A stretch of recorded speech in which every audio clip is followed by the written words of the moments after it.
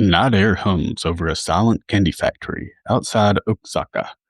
A patrol car idles, windows down, radios low, while two officers watch the loading bays.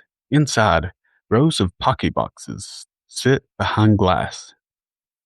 Suddenly, the silence is broken by the hiss of a fax machine. A fresh page prints out, and it says, "To the police fools, don't lie."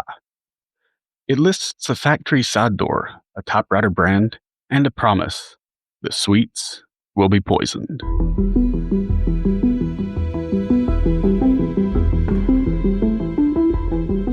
Welcome back to Legends May Live, where we explore the strange, the mysterious, and the downright eerie. I'm Drew, and today's story sounds like it comes straight out of a comic book, but unfortunately for millions of people, it really happened. But just a quick note before we get into the story. While it's based on true events, there are a lot of sources and some may conflict. Also, there is a strong chance that names and places will be terribly mispronounced. So just take it as entertainment.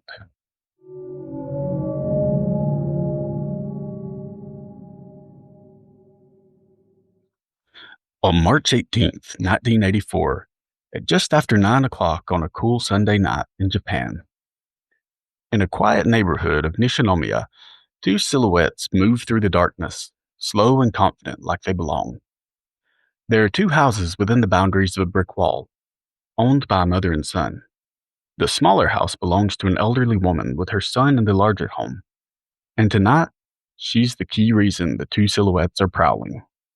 They slowly slip through her unlocked door, cut her phone, bind her, and take what they came for: the key to her son's house. The son is a big deal. He is the president of Izaki Griko, one of Japan's candy giants. The men silently unlock his back door and slip inside. When inside, the men fan out. They quickly grab his wife and child and tie them up, and they lock them in the bathroom. In another room, two more children sleep on, untouched. The intruders don't linger. Their target is down the hall, behind a sliding door. They can see a faint steam drifting out of the corridor.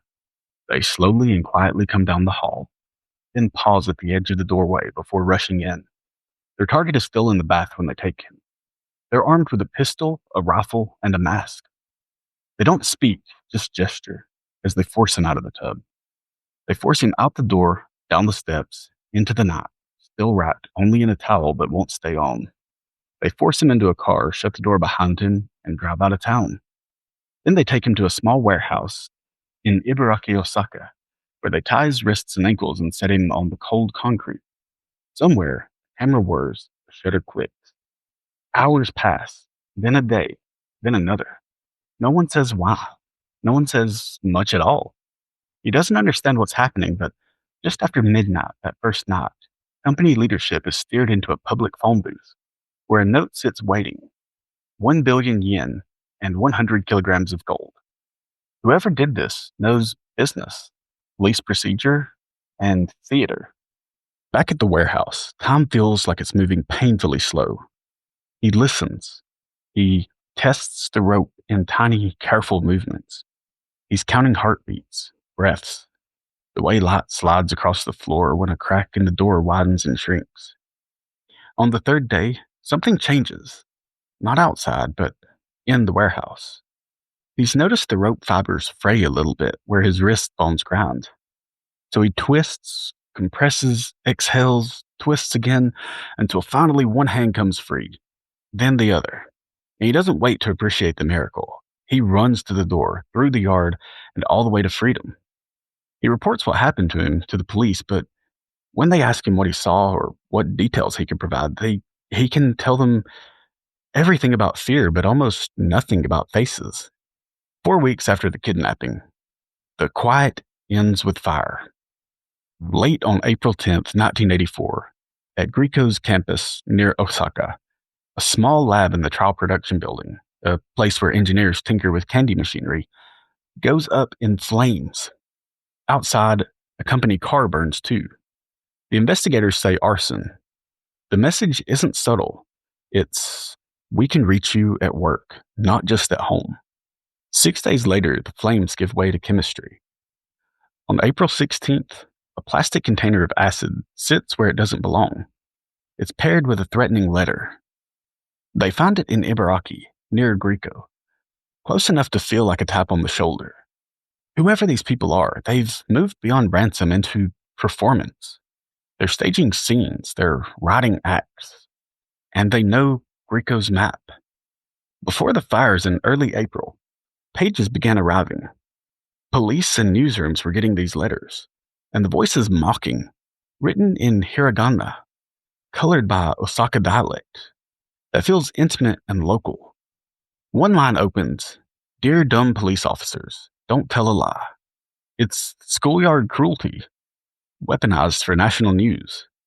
Proof that the authors are watching and that humiliation is part of the plan. By the end of April, tension hums. Boardrooms and break rooms are on edge. Security steps up. The terror the group is playing with is the idea that the next act won't be a burned car or a splash of acid. It'll be something ordinary, hiding in plain sight. By May 10th, 1984, the story finally gets a name. A new letter arrives, and this one isn't signed with a demand. It's signed with a persona. The monster with 21 faces. The alias is plucked straight from Pulp, villain of Edogawa Rampo's detective novels. But there's nothing fictional about what follows. The writers claim that they've laced Grieco candies with cyanide. If true, every bright box on every shelf is a coin toss. If false, the panic alone could bankrupt a company. Either way, the monster has found the lever that moves the country. Grieco does the only thing it can. It pulls product from the shelves nationwide. Tens of thousands of boxes, and they halt lines, they shut off conveyor belts, and losses surge well past 20 million, and hundreds of part-time workers are told that there's no work to come in for. Homes with kids dump candy into trash bags. Grocery managers stand in empty aisles answering the same questions over and over. Is anything safe? The letters keep coming. They're in the same tone, the schoolyard, mean, and performative. They're bringing to life a myth. The authors are building it in real time. Every insult guarantees airtime. Every taunt forces the police to answer to an audience. And police are angry. They're embarrassed, and they're stumped. But finally, a face emerges. In a suburban store, a security cam watches a man in a Yomiuri Giant's cap. He glides down the candy aisle. He doesn't steal. He places a box of Grieco chocolate on the shelf and just walks away. And the image is grainy and really hard to make out, but it's splashed across newspapers. He becomes the first candidate for the monster's mask, the videotaped man, as he's dubbed. But the problem with a case that lives on spectacle is that evidence can look like theater. Is the man in the ball cap planting poison product or planting fear? Police never charge him. The photo joins the letters as part of the performance, and the monster learns a dangerous lesson. A few pages of ink and the rumor of cyanide can turn an aisle into a crime scene. Then on June 26, 1984, editors at three big papers, Manichi, Sankai, Yomiuri, open envelopes from the same sender. Inside one is a cassette copy of the company's president's voice. Inside all, the line that freezes the nation mid-breath. We forgive Grieco. No demands, no apology, just a taunting absolution, like a villain stepping out of the shadows to tip his hat. The harassment of Grieco stops on paper that day. The performance, though, is only moving theaters. By late June, letters are already beating at the doors of other food giants. Marudai Ham receives instructions that read like stage directions.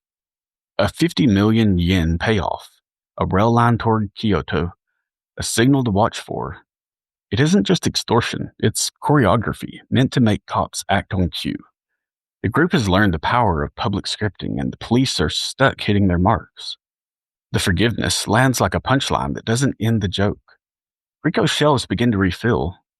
Children reach for boxes again, and managers exhale, but Letter's voice, snide, Osaka-inflected, mostly hiragana, fond opening with "Dear dumb police officers" keep writing itself back into the news. As for the 50 million yen payoff, the police embed a veteran investigator as the courier. He wears a plain suit and carries an old beat up briefcase. He takes a deep breath to steady his nerves, then he steps on the platform in Osaka. He hands over his ticket to be clipped and then takes his seat for the ride toward Kyoto. His orders are simple: watch for the flag, throw the bag, keep moving. But a minute after the doors hiss shut, he gets this unnerving feeling that he's being watched. And he looks around, and 2 rows back, a man in sunglasses, his short hair and posture relaxed in the way trained people relax, is just sitting there. And the courier catches a glint through the glasses and thinks of an animal, eyes like a fox. And that nickname will stick, the fox-eyed man. And as he rides this train, there's no white flag at the first stretch track, none at the second. The courier rides all the way to Kyoto Station. He's unsure of what else to do when he gets there, so he steps off the train and decides to sit on a bench and wait to see if someone approaches him. The fox-eyed man just stands there at a polite distance, and he doesn't pretend to do anything else. It's brazen, like he wants to get inside the courier's head, kind of just messing with him. And the courier finally gives up the wait and boards the next train back to Takatsuki, and that's when the tails split. The fox-eyed man drifts to another car on the same train, and a second undercover officer who was kind of hanging back and protecting the courier, keeping a lookout, shadows him from Kyoto. And somewhere between platforms and doors, the fox-eyed man slips away. They did manage to get a good enough look at him for a composite sketch, though. The man had thin eyebrows, slanted eyes, and he was aged somewhere between 35 to 45. His face was something of a walking contradiction. They said it was a face that looks ordinary until you've seen it once, and then it's all you can see. Posters of his sketch are put up all across Kansai, and tips pour in, but none of them end up being very helpful. The sketch becomes almost more of a nuisance than a help, because everyone thinks that they know someone that looks like that. And there's part that gnaws at investigators for decades, that they had him in front of them long enough to detain him for interfering with a police operation. He watched the courier, followed him off, shadowed him back, but the playbook said, "Don't spook the drop." And by the time anyone dared to make a move, the fox had already threaded 2 stations, and the day had cooled to evening. The bag of money never left the train. The ransom scene ended with nothing. Everyone kind of just went their own way.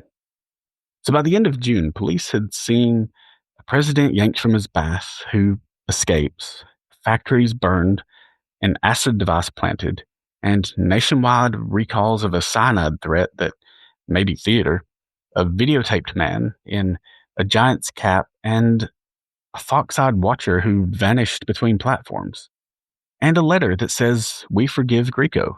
Not a truce, but a direction change. A few months later, in October of 1984, a letter lands at Osaka. It hits the news desk, addressed not to police or to executives, but to moms of the nation. It's signed by the monster with 21 faces and claims that 20 packages of Morinaga, a popular candy, had been dosed with cyanide. The promise is simple and surgical. "We've already put them on shelves." And within hours, officers fan out from Tokyo to Western Japan, just turning candy aisles into crime scenes. And they start finding them: choco balls, angel pie, boxes with extra labels slapped on, warnings that read variations of "danger, contains toxins and poisons." Some reports say that some stickers were even more blunt, and they said, "You'll die if you eat this." And the candy was tested, and sure enough, cyanide was confirmed.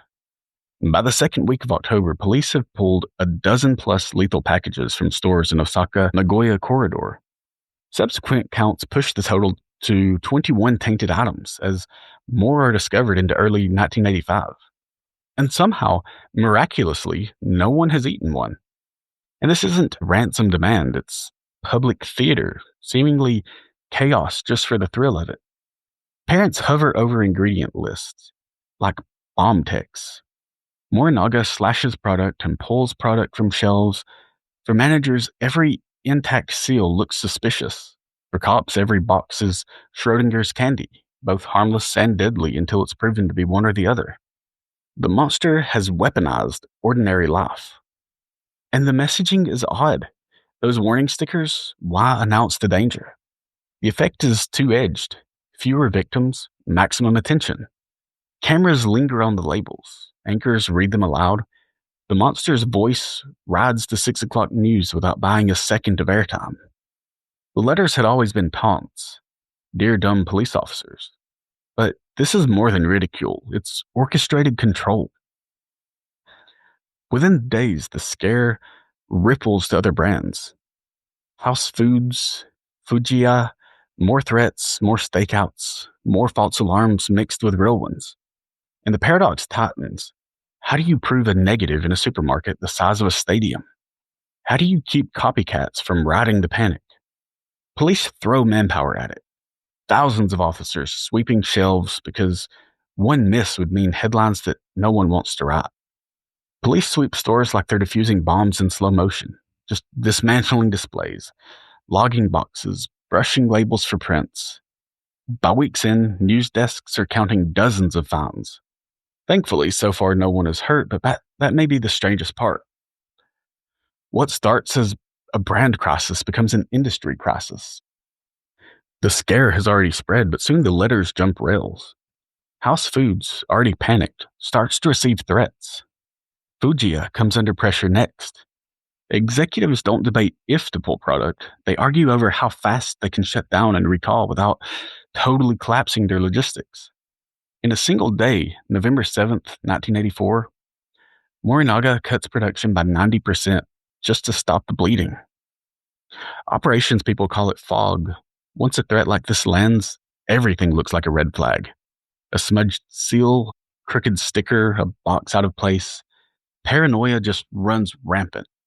And managers rebuild chain of custody on the fly, logging who touched what, when did it ship, who signed this pallet, and then they would do it all over again because the first pass missed a gap. And meanwhile, calls keep coming in with the same question. Is it safe? But there are no clear answers. And law enforcement throws bodies at the problem. On a single October day early in the scare, more than 2,000 officers work the Osaka, Kobe, Kyoto corridor alone. Over the life of the case, the number balloons into hundreds of thousands, ultimately described as over 1 million police mobilized in some capacity. And the math is stark. When the threat is everywhere, you need everyone, and still you're late to the next shelf. And then comes the paradox. The monster seems to understand it better than anyone. The more police prevent, the less the public can see. The warning stickers on some poison boxes mean fewer victims and maximum attention. The authors don't really need cyanide to terrorize a nation. They need coverage. They need people to look. With other companies now in the crosshairs, false alarms multiply. Every rumor spawns a sweep, and every sweep finds the next rumor.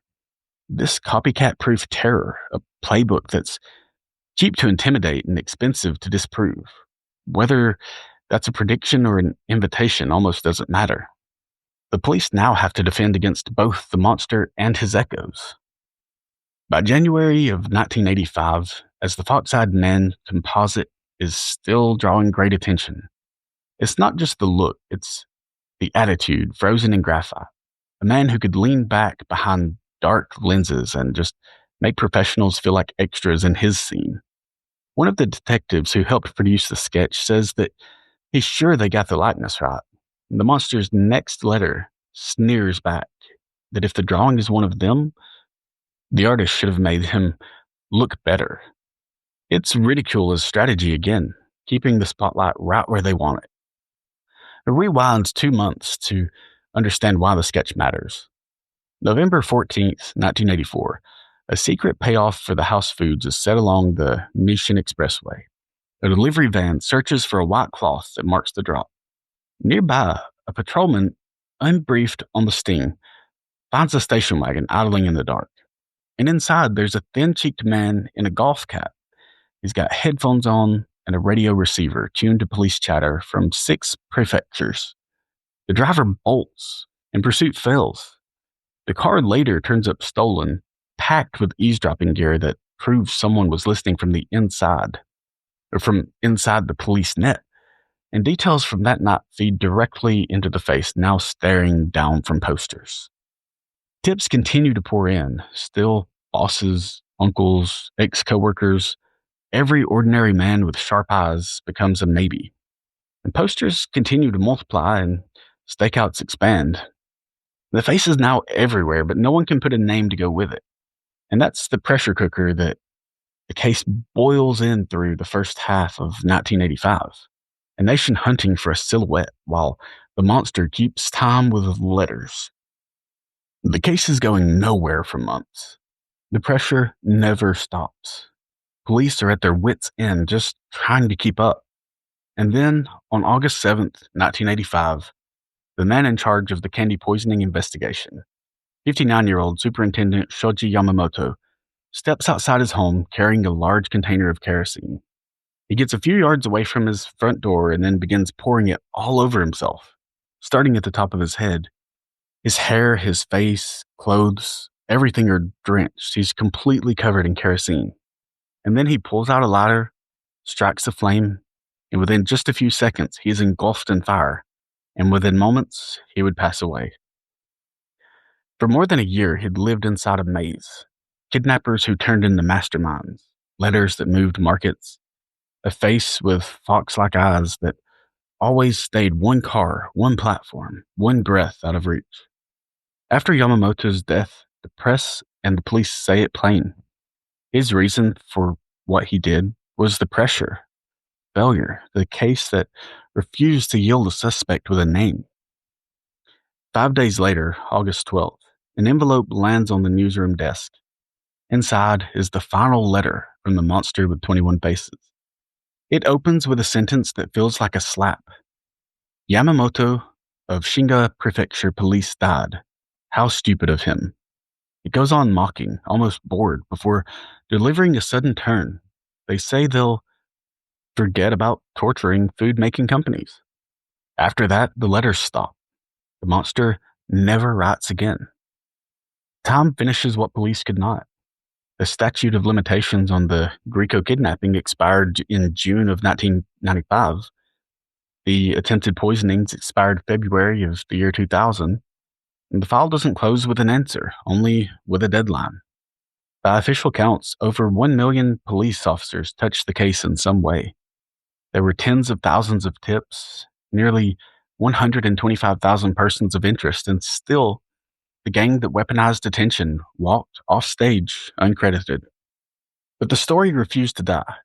It echoed in novels and film, Lady Joker, Voice of Sin, because it wasn't only about candy or ransom. It was about control, how letters could choreograph a nation and how a faceless crowd could make even professionals feel like extras in someone else's scene. And if you're listening for a neat ending, there isn't one. There's just a letter, fire, and silence. And somewhere in that silence, a group of people who understood that fear is loud, but walking away can be louder. Thanks for listening to Legends May Live. If you enjoyed today's episode, please remember to like, subscribe, and share it with a friend. Until next time, keep watch and be careful what you eat. Sometimes candy may be bad for more than just your teeth.